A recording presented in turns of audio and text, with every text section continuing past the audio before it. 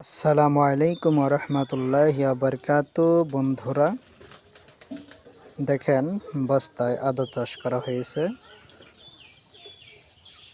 সুন্দর করে সারিবদ্ধভাবে বস্তাগুলো সাজানো হয়েছে। তো কিছু কিছু বস্তায় আদার যে করল, সেই করল বের হয়েছে। এই দেখেন, করল বের হয়েছে, যে করল দেখতে পাচ্ছেন। তো কিছু কিছু বস্তায় আদার করল বের হয়েছে। এই যে সাথে রয়েছে মরিচ গাছ, মাঝে মাঝে মরিচ গাছ দেওয়া হয়েছে। এই যে মরিচ গাছ, বস্তায় মরিচ গাছ দেওয়া হয়েছে। আবার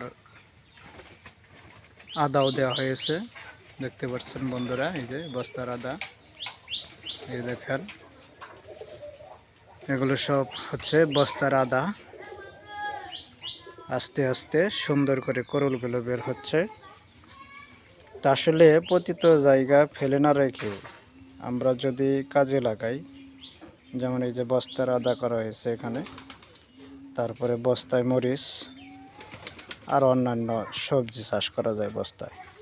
তো বন্ধুরা, পতিত জায়গাগুলো আমরা ফেলে না রেখে কাজে লাগানোর চেষ্টা করব, সবজি চাষ করার চেষ্টা করব। সবাই ভালো থাকে।